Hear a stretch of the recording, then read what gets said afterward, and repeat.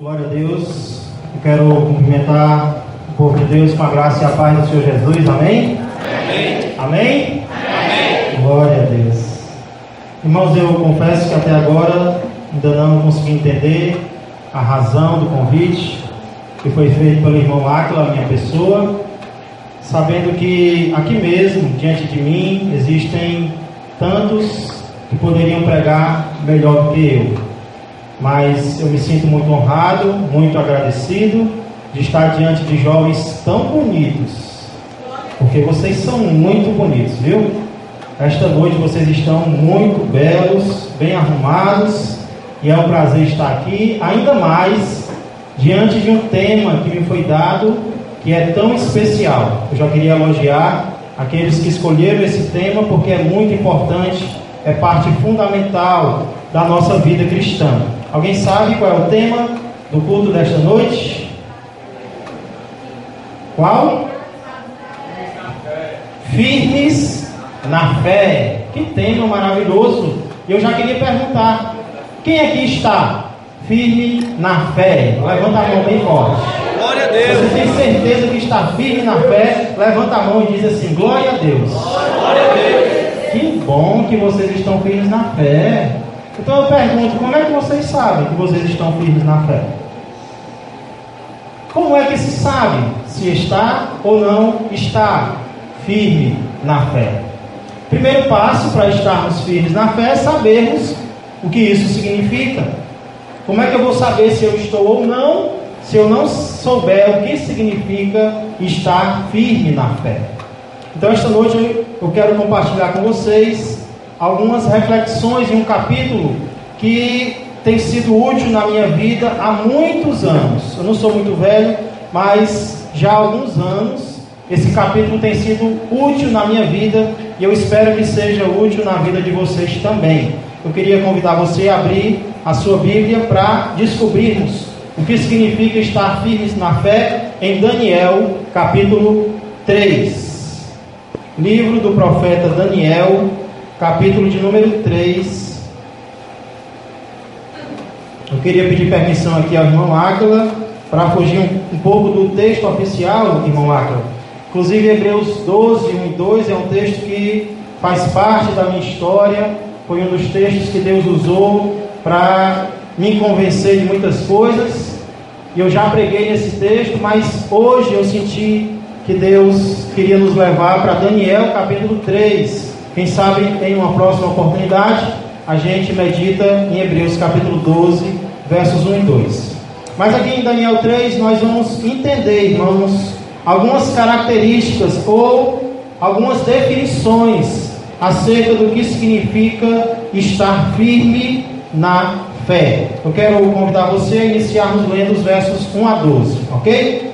Daniel capítulo 3, versos 1 a 12. Diz assim a palavra de Deus: O rei Nabucodonosor fez uma imagem de ouro que tinha 60 côvados de altura e 6 de largura. Levantou-a no campo de Dura, na província da Babilônia. Então o rei Nabucodonosor mandou ajuntar os sátrapas, os prefeitos, os governadores, os juízes, os tesoureiros, os magistrados, os conselheiros e todos os oficiais das províncias, para que viessem à consagração da imagem que o rei Nabucodonosor tinha levantado.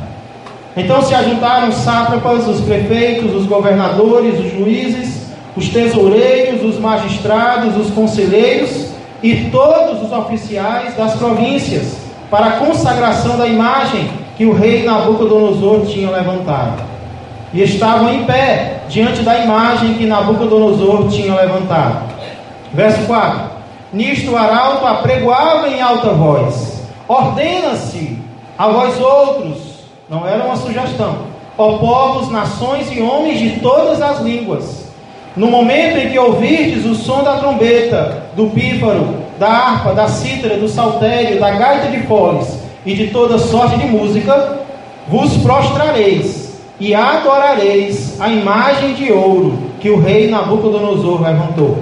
Qualquer que se não prostrar e não a adorar, será no mesmo instante lançado na fornalha de fogo ardente. Portanto, quando todos os povos ouviram o som da trombeta, do pífaro, da harpa, da cítara e do saltério e de toda sorte de música, se prostraram os povos, nações e homens de todas as línguas e adoraram a imagem de ouro que o rei Nabucodonosor tinha levantado. Ora, verso 8: no mesmo instante se chegaram alguns homens caldeus e acusaram os judeus. Disseram ao rei Nabucodonosor: ó rei, vive eternamente. Tu, ó rei, baixaste um decreto pelo qual todo homem que ouvisse o som da trombeta, do pífaro, da harpa, da cítara, do saltério, da gaita de foles e de toda sorte de música, se prostraria e adoraria a imagem de ouro. E qualquer que não se prostrasse e não adorasse, seria lançado na fornalha de fogo ardente. Há uns homens judeus que tu constituíste sobre os negócios da província da Babilônia, Sadraque, Mesaque e Abednego. Estes homens, ó rei, não fizeram caso de ti. A teus deuses não servem, nem adoram a imagem de ouro que levantaste. Obrigado, Deus, mais uma vez pela tua palavra. Eu peço que o Senhor fale conosco através dela, através do teu Espírito. Transforme as nossas vidas, pois nós não precisamos ouvir voz de homem, Senhor. Nós não precisamos ouvir palavra de homem. Nós somos necessitados, carentes de ouvir a tua voz todos os dias, Pai. Então faz isso esta noite. É o que eu peço e agradeço em nome de Jesus Cristo. Amém e amém. Aplauda o Senhor bem forte. Irmãos, aqui nesses primeiros 12 versículos nós podemos encontrar a primeira resposta para a nossa pergunta. O que significa estar firme na fé? Estar firme na fé significa ser diferente. Estar firme na fé significa ser diferente. A ocasião aqui é muito conhecida. É a consagração de uma estátua, uma gigantesca estátua de ouro que o vaidoso rei Nabucodonosor havia feito. Todos os líderes, todos os representantes do reinado, além de todos os súditos, estão presentes para essa consagração. E a ordem é clara: ao som de todos os instrumentos, todos, sem exceção, devem se prostrar e adorar a imagem que o rei havia mandado fazer. E é exatamente isso que acontece. Os instrumentos são tocados e todos se prostram e todos adoram a imagem do vaidoso rei. Dizem que ela media aproximadamente 30 metros, porque 60 côvados, o côvado era a medida de um braço, era mais ou menos 50 centímetros. Então 60 côvados dava aproximadamente 30 metros. Imagina aí o tamanho: 30 metros de ouro puro. Todos adoraram, até que os homens caldeus chegaram e deram a notícia: existem uns homens que o Senhor constituiu sobre os negócios da Babilônia, que eles não se prostram e muito menos adoram a imagem que o Senhor fez. Aqui nós podemos ver duas características de sermos diferentes. Duas características desses homens, desses jovens, que servem de exemplo ainda hoje para mim e para você sobre sermos diferentes. Primeira característica: eles não tentaram ser diferentes em tudo. Primeira coisa que eu noto aqui é que eles não procuraram ser diferentes em tudo. E às vezes nós podemos entender mal, irmãos, o nosso chamado para sermos diferentes, porque nós podemos achar que o chamado de Deus para eu e você sermos diferentes significa fazermos tudo ao contrário do que os descrentes fazem. Mas deixa eu dizer para você que nem tudo que os descrentes fazem é errado. Por exemplo, se nós entendermos errado o nosso chamado e acharmos que Deus está nos chamando para fazer tudo ao contrário do que os descrentes fazem, então se eles pentearem o cabelo para o lado direito, se significa que Deus me chamou para pentear o cabelo para o lado esquerdo. Se eles forem na mão certa, eu vou entender que Deus está me chamando para ir na mão errada. Isso é um absurdo. Existem coisas que até os descrentes fazem e Deus não nos chamou para fazer diferentes, porque são coisas sem importância, são coisas que Deus não nos ordenou para fazermos. Mas às vezes nós podemos achar que ser crente significa estar sempre chamando a atenção dos outros 24 horas por dia, e ser crente não é isso. Você percebe aqui que até aquele momento esses jovens não haviam chamado a atenção. Eles eram pessoas absolutamente iguais aos outros. Eram pessoas que não chamavam a atenção em coisas que não necessitava chamar a atenção. Sabia que muitas vezes nós queremos ser diferentes, mas nós queremos ser diferentes em coisas que Deus nem ordenou na sua palavra.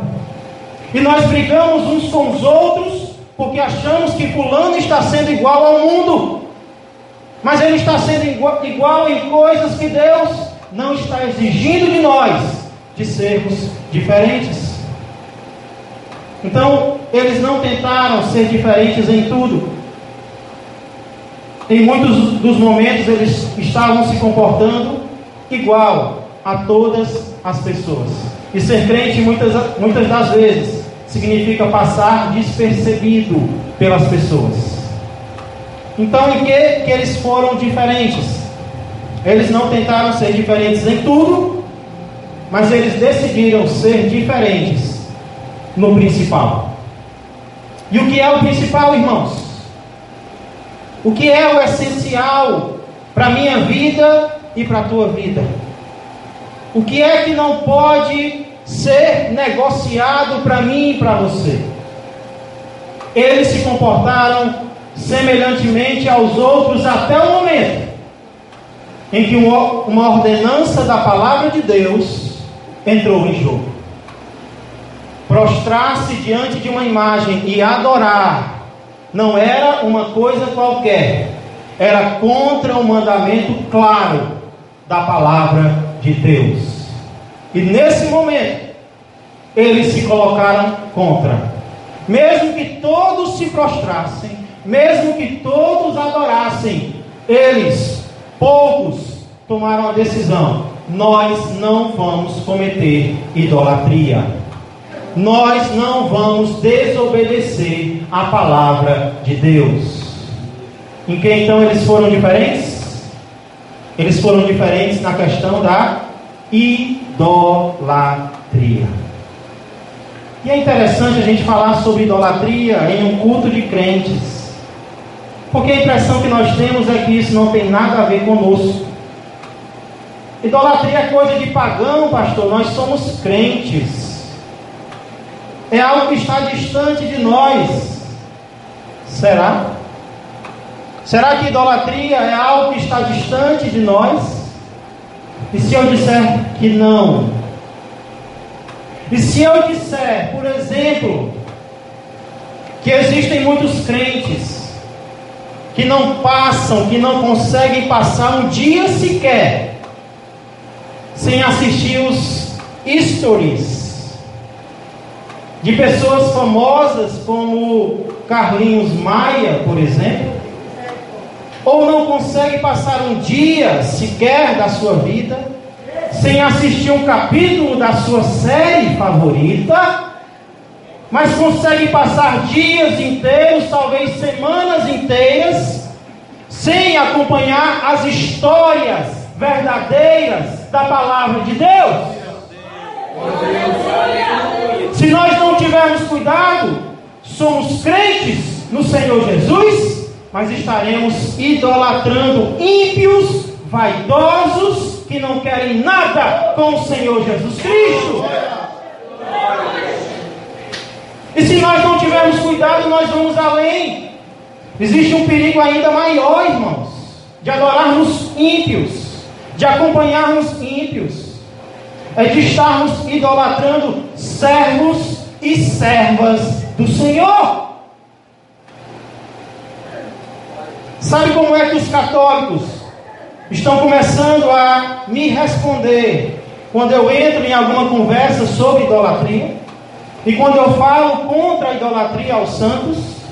Sabe como é que alguns católicos estão começando a responder? Mas vocês também não idolatram os seus pregadores e cantores favoritos? Eita Deus! É verdade. Tem gente beijando até pé de apóstolo.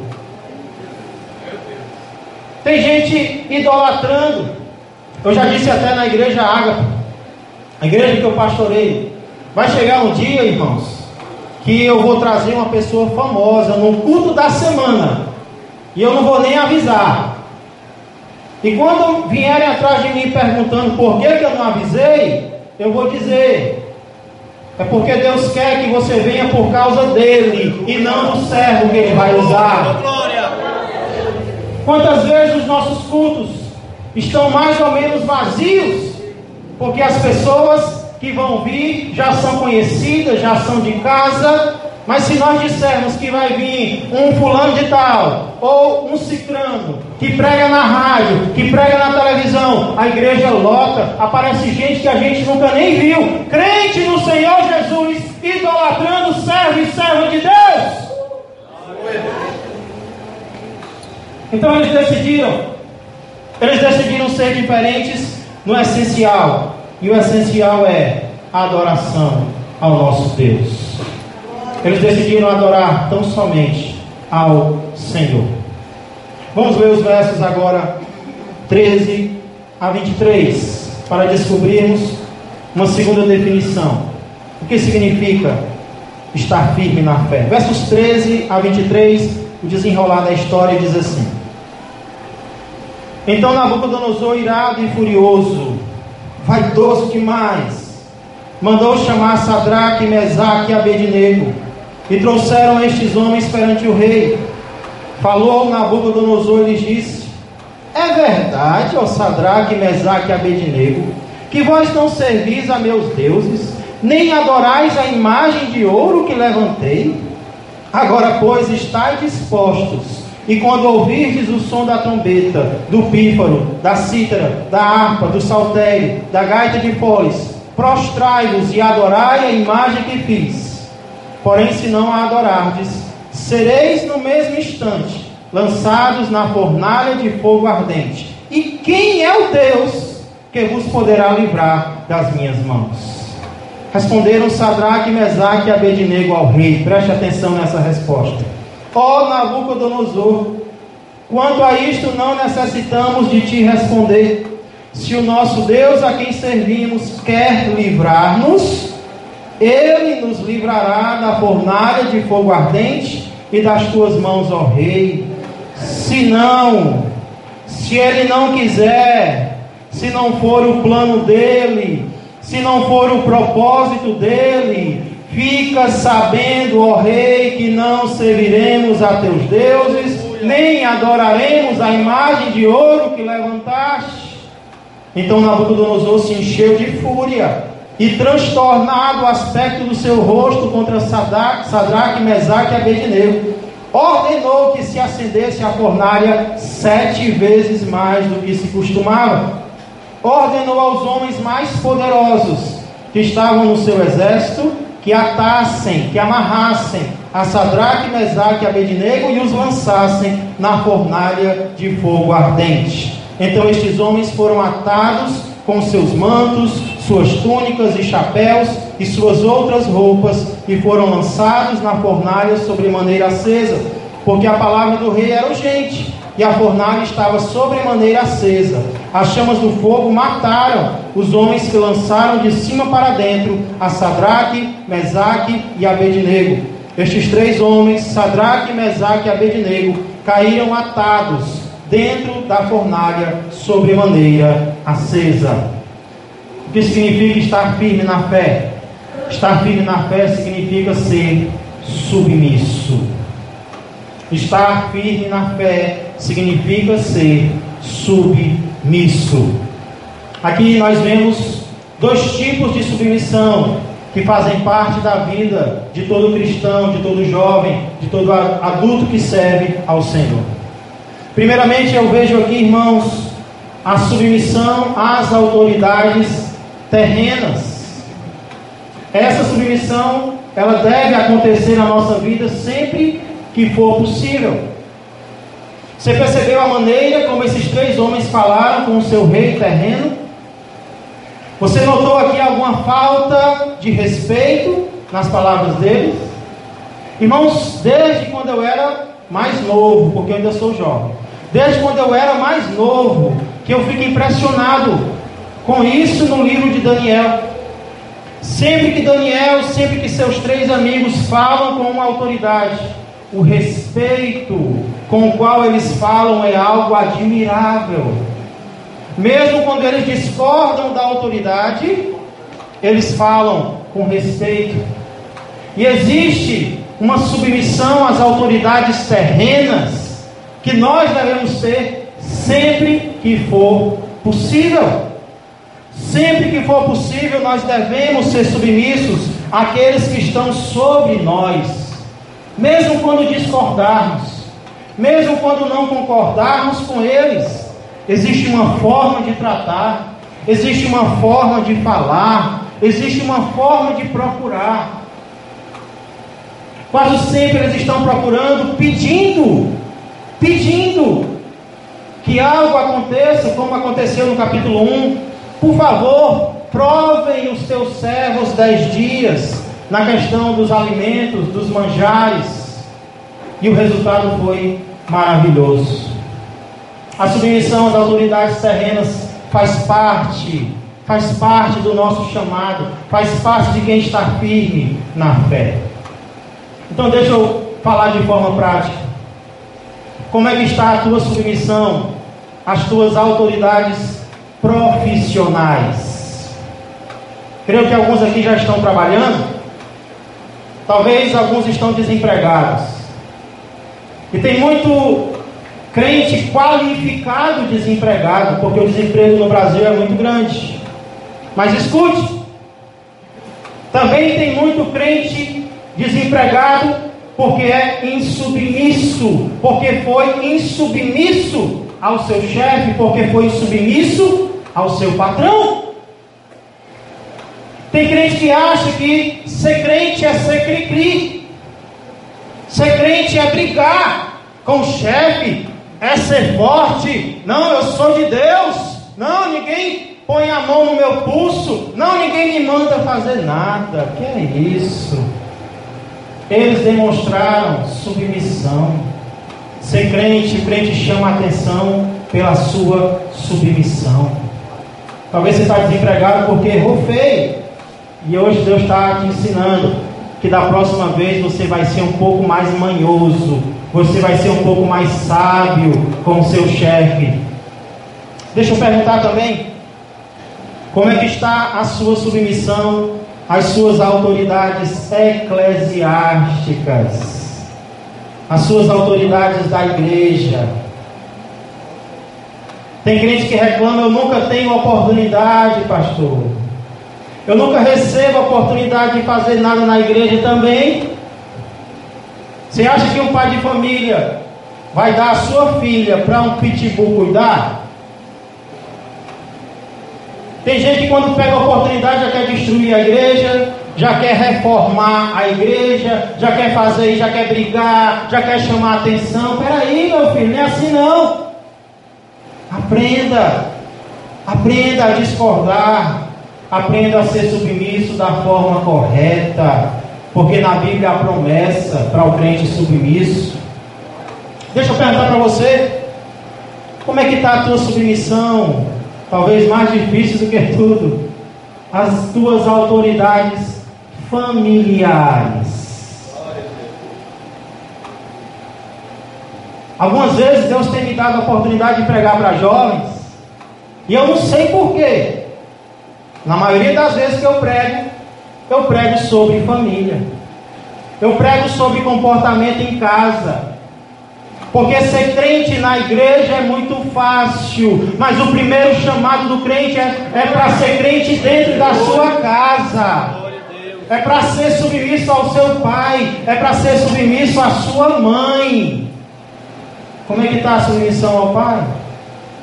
Ah, pastor, meu pai é muito duro de coração, minha mãe é uma incrédula só. Talvez você esteja contribuindo para isso, porque ele não enxerga na tua vida uma diferença. E a Bíblia do descrente muitas vezes sou eu e é você.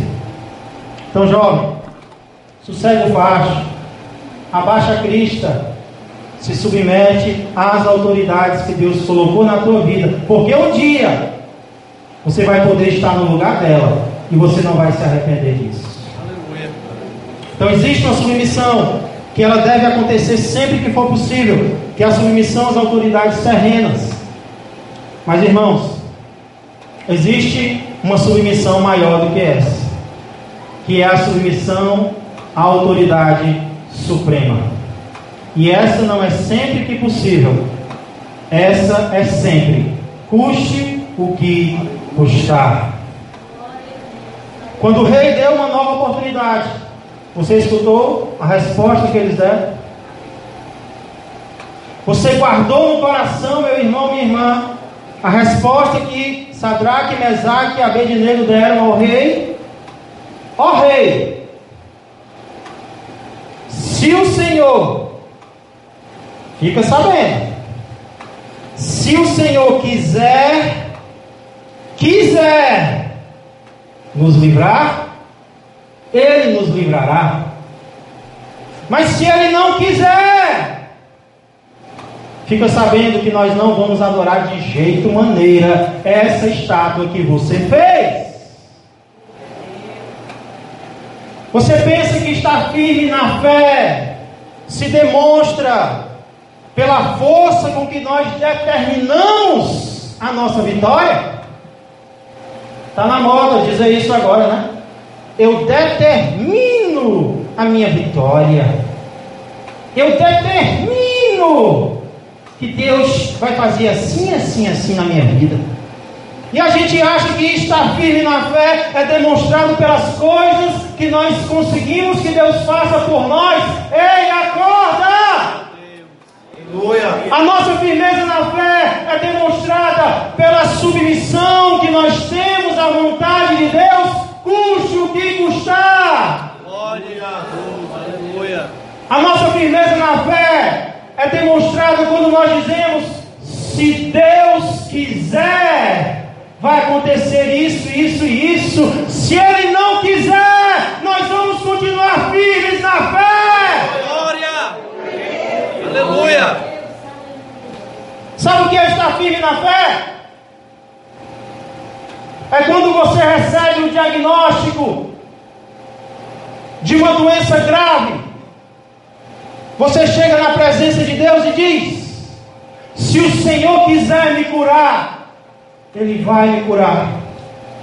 Mas se o Senhor não quiser me curar, eu vou continuar mantendo a minha fé no Senhor.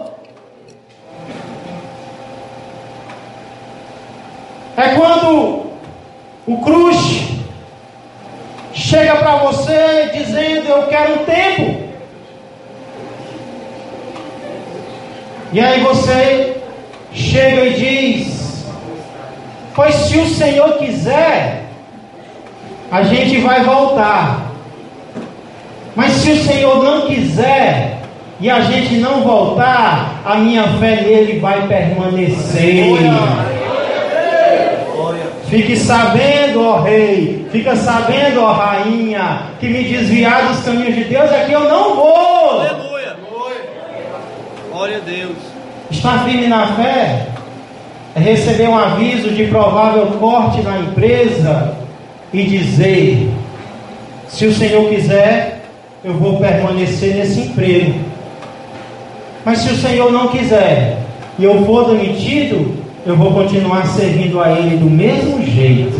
Na verdade, eu vou servir a Ele mais, porque agora eu vou ter mais tempo. Oh, glória! Vocês cantaram muitas músicas belas essa noite, sabia? Mas faltou uma, que se eu soubesse cantar, eu cantaria agora.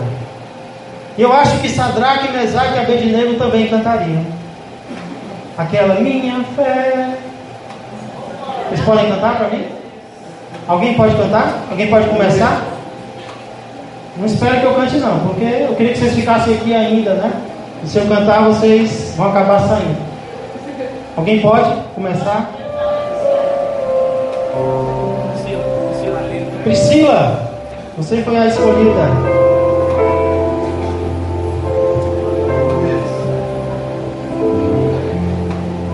Faz dessa música uma oração. Oh, glória a Deus. Talvez você está passando por dificuldades nessa noite. A tua firmeza está sendo demonstrada pela tua submissão à vontade de Deus. Minha fé não está firmada nas coisas que pode fazer. Obrigado, Deus. Eu aprendi a te adorar pelo que é.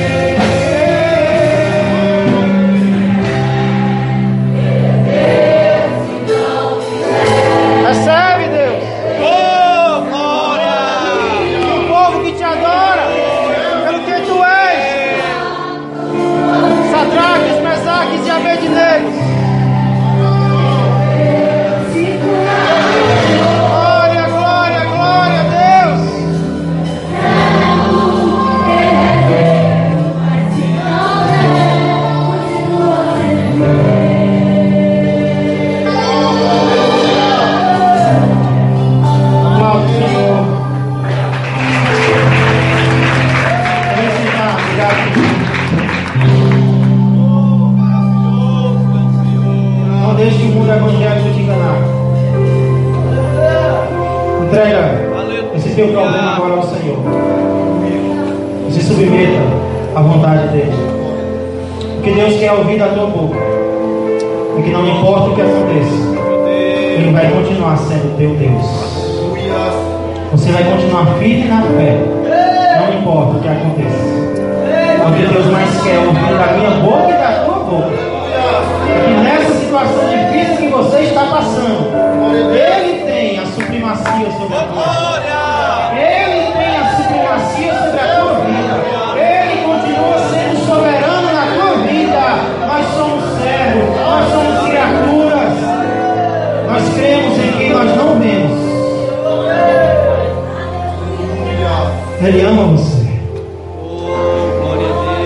Continua firme na fé. Estar firme na fé significa ser submisso a Ele. Vamos ler os versos finais, irmãos, para a gente concluir. Versos 24 a 30 mostram o fechamento da história. Então o rei Nabucodonosor se espantou e se levantou depressa e disse aos seus conselheiros: não lançamos nós 3 homens atados dentro do fogo? Responderam ao rei: é verdade, ó rei. Tornou ele e disse: eu, porém, vejo 4 homens soltos que andam passeando dentro do fogo sem nenhum dano, e o aspecto do quarto é semelhante a um filho dos deuses. Aleluia. Então se chegou Nabucodonosor à porta da fornalha sobremaneira acesa, falou e disse: Sadraque, Mesaque e Abednego, servos do Deus Altíssimo, saí e vinde. Então Sadraque, Mesaque e Abednego saíram do meio do fogo. Ajuntaram-se os sátrapas, os prefeitos, os governadores e conselheiros do rei, e viram que o fogo não teve poder algum sobre os corpos destes homens, nem foram chamuscados os cabelos da sua cabeça, nem os seus mantos se mudaram, nem cheiro de fogo passara sobre eles. Falou Nabucodonosor e disse: bendito seja o Deus de Sadraque, Mesaque e Abednego, que enviou seu anjo, livrou seus servos que confiaram nele, que se mantiveram firmes na fé, pois não quiseram cumprir a palavra do rei, preferindo entregar o seu corpo a servirem e adorarem a qualquer outro Deus, senão ao seu Deus. Portanto, faça um decreto diferente agora, pelo qual todo o povo, nação e língua que disser blasfêmia contra o Deus de Sadraque, Mesaque e Abednego seja despedaçado, e as suas casas sejam feitas em monturo, porque não há outro Deus que possa livrar como este. Então o rei fez prosperar a Sadraque, Mesaque e Abednego na província da Babilônia. Aplauda o Senhor mais uma vez, porque Ele é digno.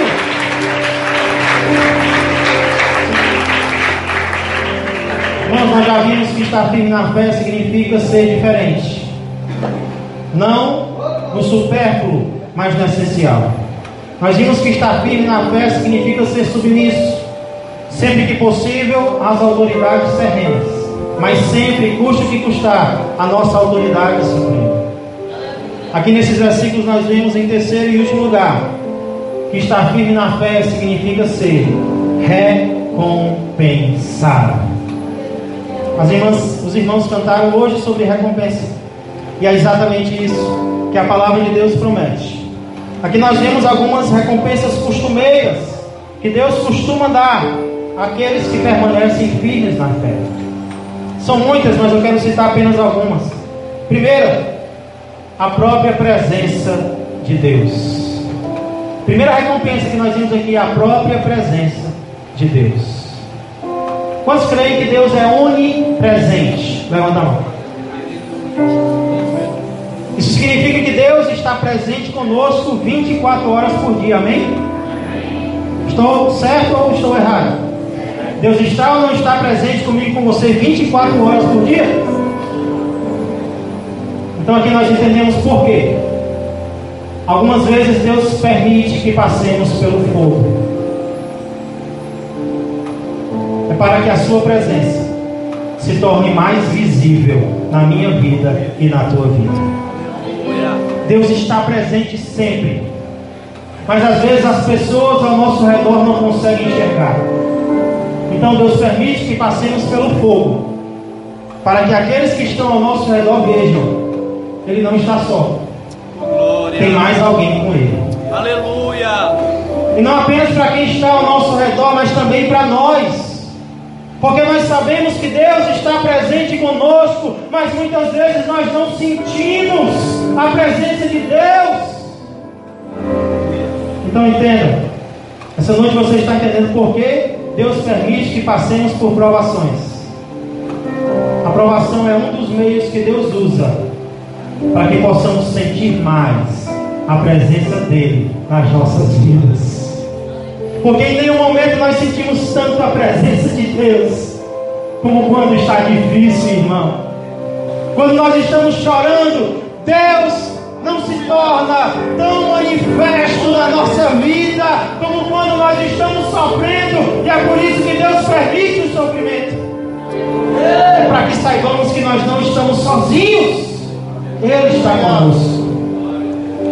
Não estranha a provação, é para que a presença dele se torne ainda mais manifesta.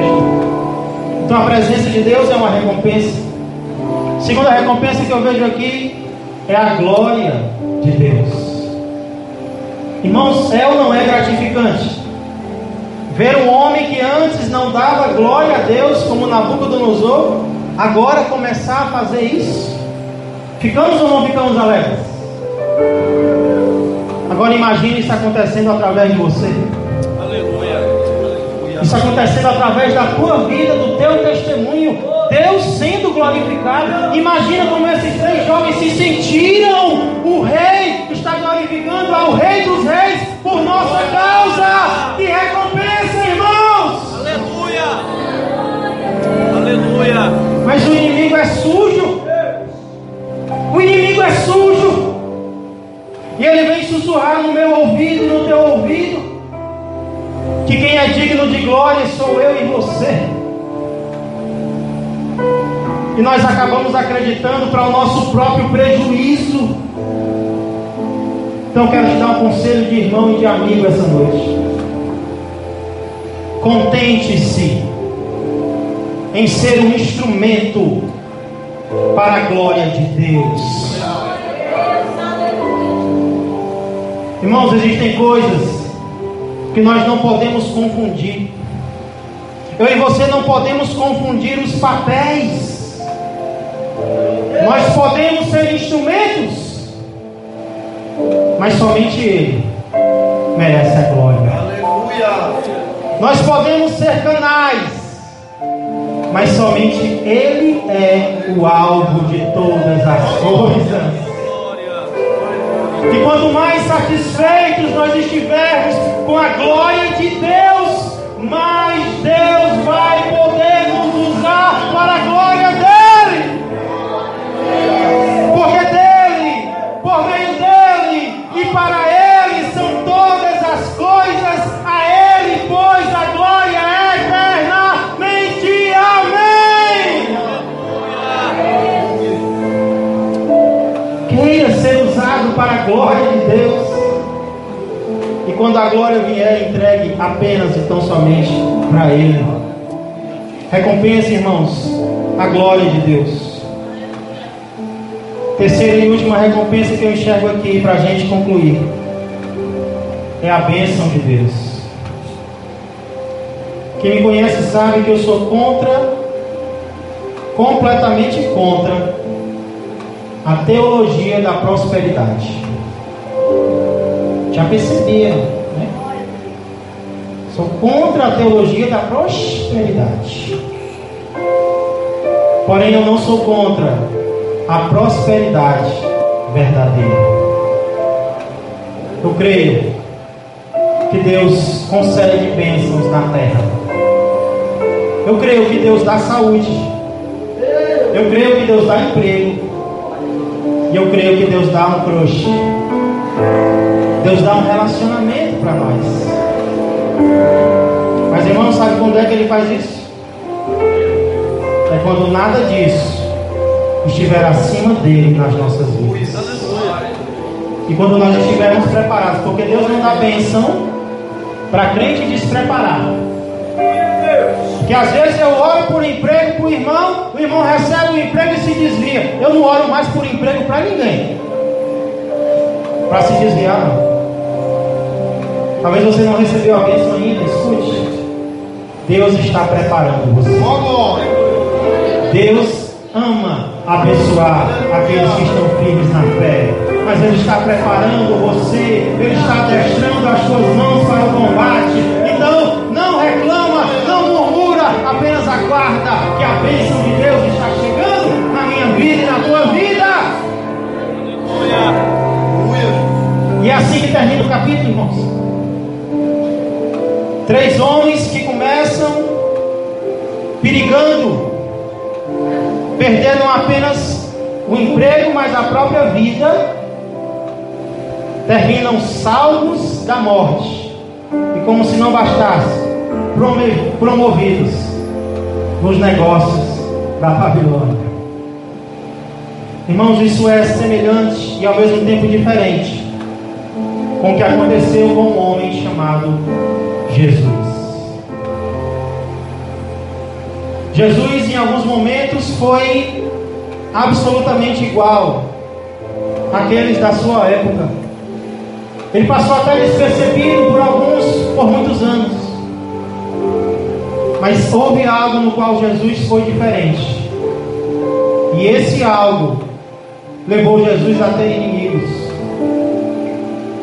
Sua vida sofreu ameaça de morte.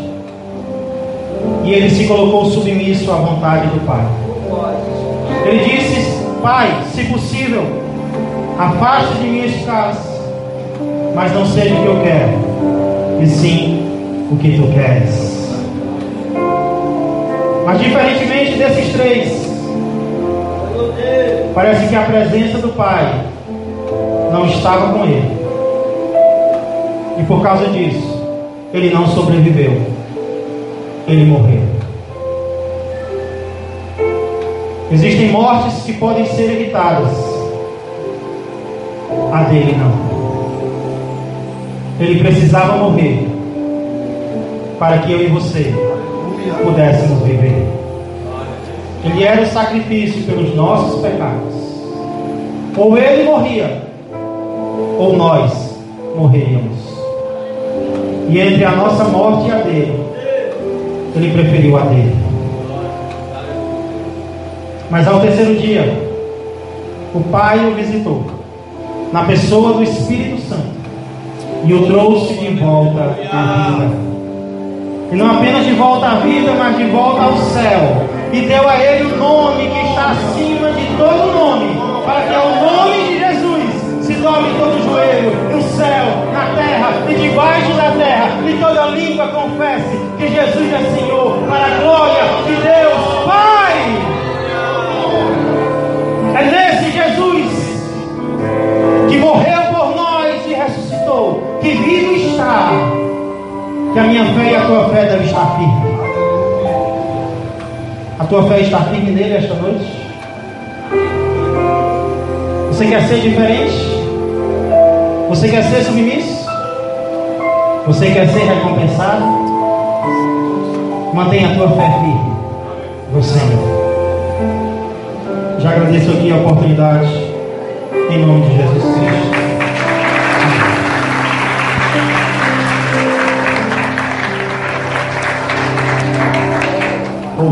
Glória a Deus. Eu quero cumprimentar o povo de Deus com a graça e a paz do Senhor Jesus. Amém? Amém? Amém? Amém. Glória a Deus. Irmãos, eu confesso que até agora ainda não consegui entender a razão do convite que foi feito pelo irmão Áquila, minha pessoa, sabendo que aqui mesmo, diante de mim, existem tantos que poderiam pregar melhor do que eu. Mas eu me sinto muito honrado, muito agradecido de estar diante de jovens tão bonitos,